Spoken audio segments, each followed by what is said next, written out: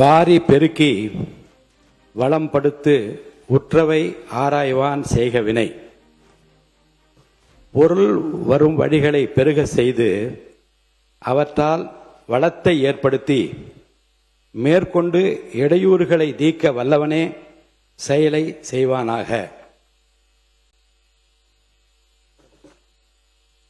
2026-27 ஆண்டுக்கான எல்லாம் 2026-2027 ஆண்டுக்கான திருத்திய நிதிநிலை அறிக்கை அளித்தல். மாண்புமிகு நிதி, திட்டம் மற்றும் வளர்ச்சித்துறை அமைச்சர் அவர்கள். மாண்புமிகு அமைச்சர்.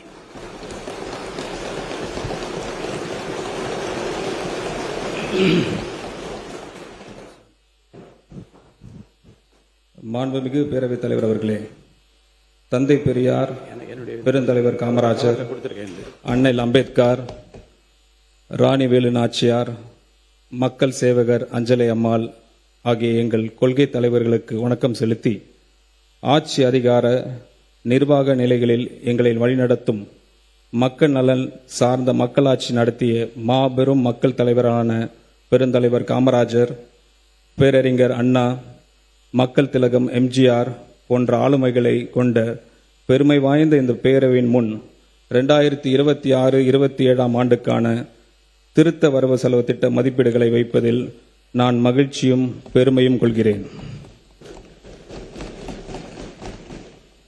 தனக்கு எல்லாம் கொடுத்த தன் மக்களுக்கு நன்றி கடன் செலுத்துவதற்காக மட்டுமே அரசியலுக்கு வந்தவர் நமது மாண்புமிகு முதலமைச்சர் அவர்கள்.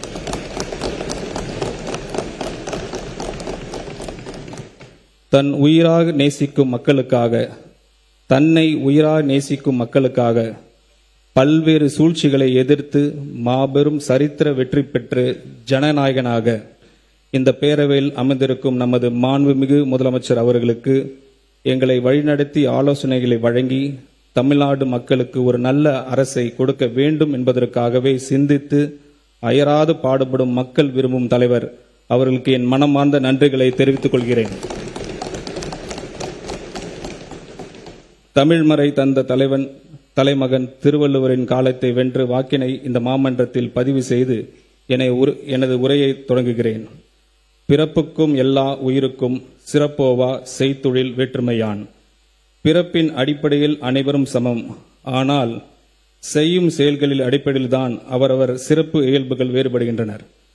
பிறப்பால் அனைவரும் சமம் என்று மேலான சமத்துவ கோட்பாட்டுடன் ஆட்சிக்கு வந்து 3 மாதங்களிலே ஏராளமான சாதனைகளை செய்து ஒவ்வொரு வீட்டிலும் பிள்ளையாக, அண்ணனாக, தம்பியாக, உயிராக, உறவாக, உணர்வாக வாழும் மக்களின் மனதில் நீங்கா இடம் பெற்றுள்ள நமது மாண்புமிகு முதலமைச்சர் அவர்களுக்கு தன் நெஞ்சில் குடியிருக்கும் தமிழ் மக்களுக்கும் நன்மை தரும் பல திட்டங்களை செயல்படுத்தி வருகிறார்.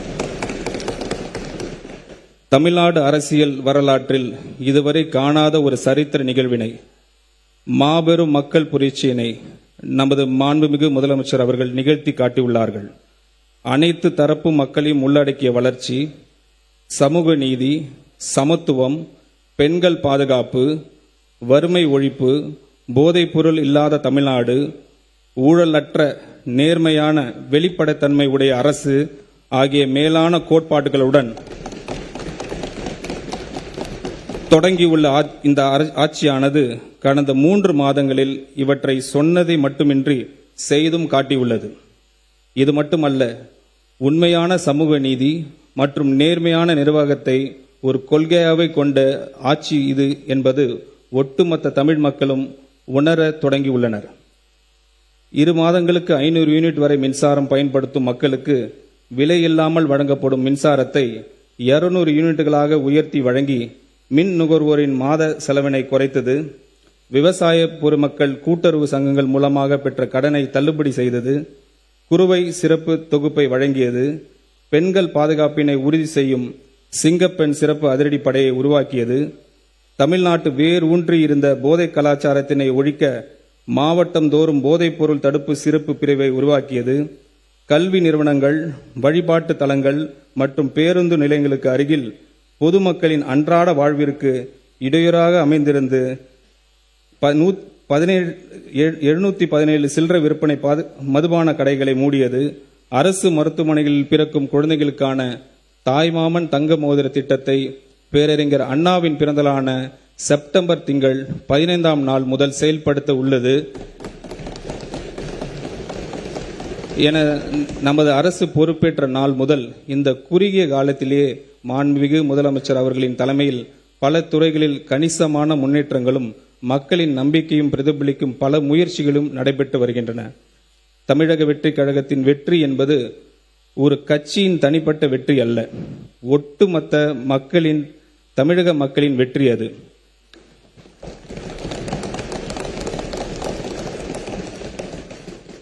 மக்களுக்கான பல நல திட்டங்களை செயல்படுத்தும் நோக்கத்தில் நமது அரசு அறம், பொருள் மற்றும் இன்பத்தை நோக்கமாக வைத்து 10 தூண்களை கொண்ட வெற்றி தமிழகம் தொலைநோக்கு திட்டங்கள் ஆவணத்தின் வெளியிட்டு உள்ளது. அதன் அடிப்படையில் திட்டங்களை அடுத்து வருகின்ற 1ஆம், 3ஆம் மற்றும் 5ஆம் ஆண்டுக்குள் நிறைவேற்றத்தக்க திட்டங்களை வகைப்படுத்தி அவற்றுக்கான செயல் வடிவம் கொடுத்து வருகிறது. தேசிய அளவில் பல சமூக பொருளாதார குறியீடுகளை முன்னணியில் விளங்கும் மாநிலமாக தமிழ்நாடு பல ஆண்டுகளாக இருந்து வரும் நிலையில் தமிழ்நாட்டை வறுமை இல்லாத அனைவருக்கும் சம வாய்ப்பினை வழங்கி அதன் மூலம் சமூக நீதியினை நிலைநாட்டும் மாநிலமாகவும் 2036ஆம் ஆண்டுக்குள் $1.5 டிரில்லியன் பொருளாதாரம் கொண்ட மாநிலமாகவும் உயர்த்த தேவையான சமூக பொருளாதாரம் மற்றும் மனிதவள முதலீடுகளை மேற்கொள்வதற்கு நமது அரசு உறுதி பூண்டுள்ளது. இந்த தொலைநோக்க பார்வை முன்னெடுத்து செல்லும் வகையில் அரசு வெற்றி தமிழகம் தொலைநோக்கு திட்டங்கள் கொள்கையை ஆவணத்தில் இடம்பெற்றுள்ள திட்டங்களை நடைமுறைப்படுத்தும். இதில் பெண்களுக்கு அதிகாரம் அளித்தல், நிர்வாகத்தை மேம்படுத்தல், அனைவருக்கும் வீடு, பாதுகாப்பான குடிநீர் வழங்குதல், வாழ்வாதார வாய்ப்புகளை உருவாக்குதல், சமூக நீதியை காத்தல், பசுமை பரப்பினை உயர்த்துதல் உள்ளிட்ட பல்வேறு துறை சார்ந்த முன் உரிமைகளை பட்டியலிடப்பட்டுள்ளன.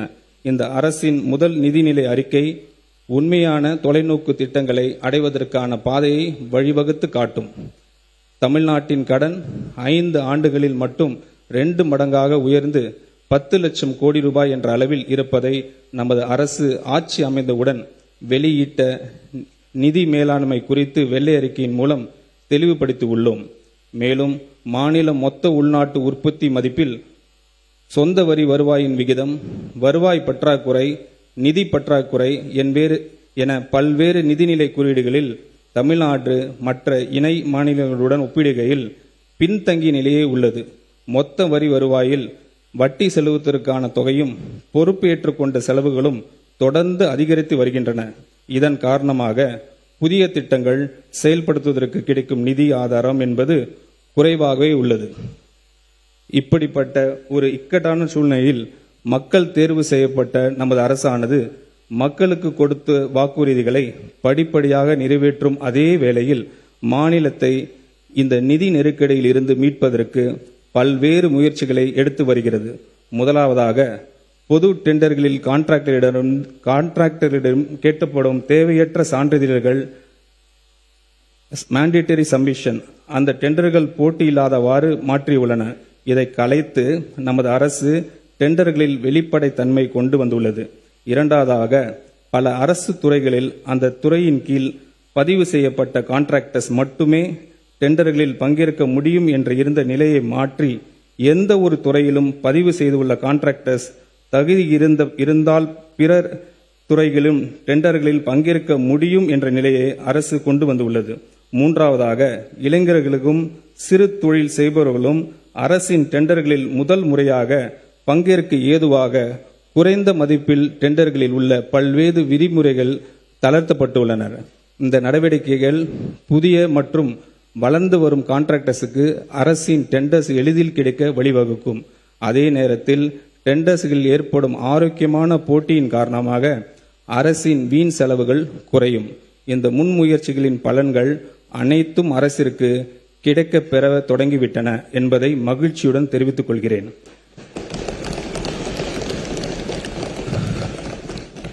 நமது அரசு பொறுப்பு ஏற்பதற்கு முன் டெண்டர்களின் மதிப்பீடுகளில் ஒரு பெரும் பகுதி சில தனிநபர்களுக்கும் சில கட்சிகளுக்கும் சென்றதை முழுமையாக தடுத்து நிறுத்தி ஒப்பற்ற சாதனையை நமது மாண்புமிகு முதலமைச்சர் அவர்கள் செய்திருக்கிறார். மேலும் பல அடுக்கு மற்றும் உயரமான அடுக்குமாடி குடியிருப்புகளை கட்டுவதற்கான திட்ட அனுமதியை பெற அரசிடம் வர வேண்டும் என்ற நிலையை நமது மாண்புமிகு முதலமைச்சர் மாற்றியுள்ளார். இந்த அனுமதியை அதிகரிப்பு பகிர்ந்து அளிப்பின் மூலம் டெலிகேஷன் ஆஃப் பவர்ஸ் சென்னை பெருநகர் வளர்ச்சி குழுமத்தின் நிலையிலேயே பெற்றுக்கொள்ள ஆணையிட்டுள்ளார்.